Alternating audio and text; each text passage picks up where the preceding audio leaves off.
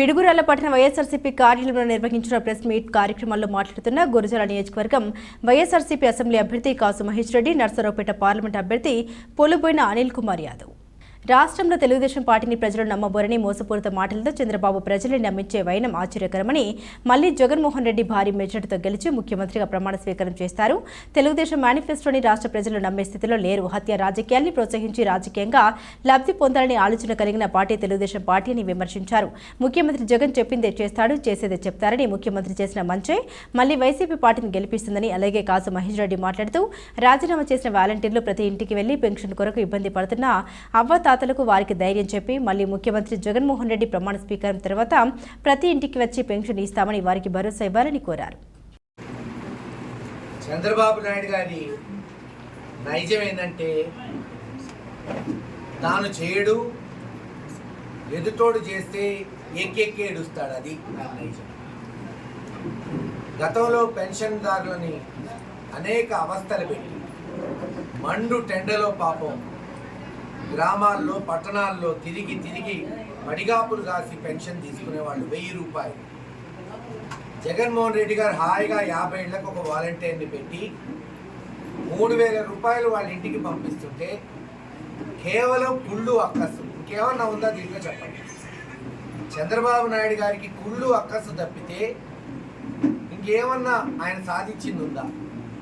2 నెలల క్రితం పిటిషన్ పెట్టి ఎలక్షన్ కమిషన్కి ఆయన బంధువు ద్వారా వాలంటీర్లను ఆపించాడు. ఏంటి దాని పర్యవసానం చెప్పండి.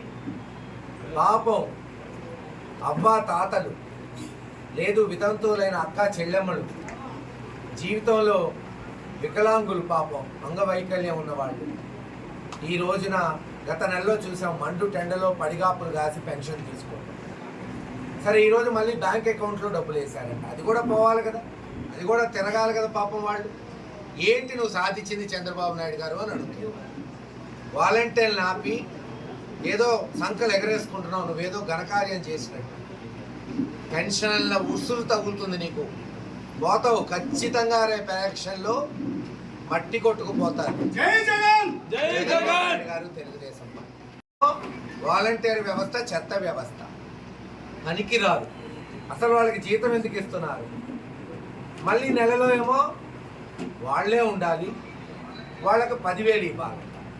మొన్న ఎవడో తెలుగుదేశం నాయకుడు ఒకడు అంటున్నాడు, మరి అదేందయ్యా మీరే కదా 5,000 కష్టంగా ఉంటుంది తీసేయాలన్నారు, ఎలా ఇస్తారంటే ఈ 4 లక్షల మంది వాలంటీర్ని రేపు 1,00,000 మంది చేసి 10,000 ఇస్తారు.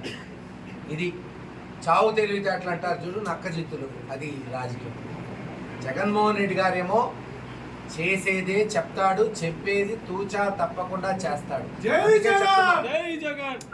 వాలంటీర్లు చాలా మంది పాపం వాళ్ళ ఆత్మ గౌరవం, చిన్న వాళ్ళే వాళ్ళు, దాంట్లో ఆడపిల్లలు ఉన్నారు, అంతా చిన్న కుటుంబాలు, 10వ క్లాసు 12వ క్లాసు డిగ్రీ అంతంత మాత్రం చేసేవాళ్ళు.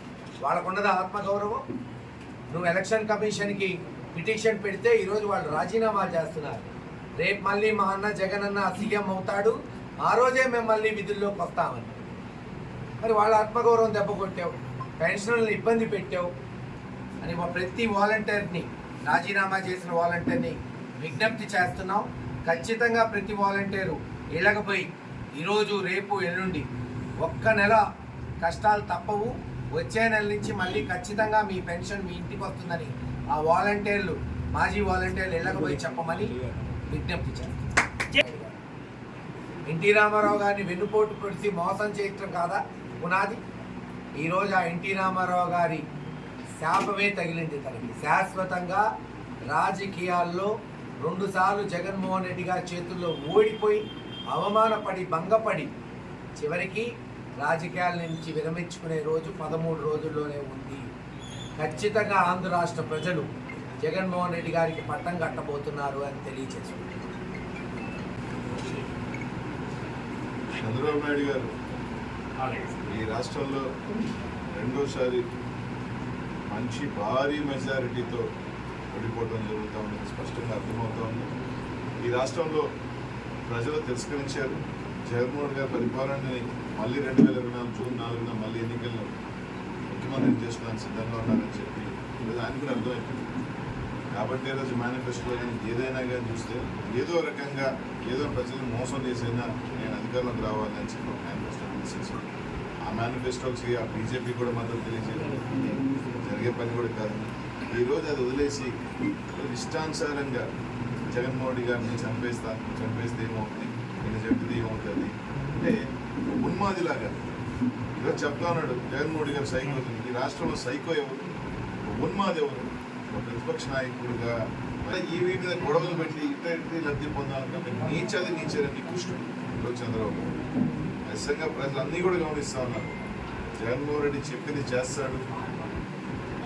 సాయంత్రం పాలిచ్చే గేదెని వదులుకొని దొరకడం తెచ్చుకోవడానికి కూడా ప్రజలు సిద్ధంగా లేరు.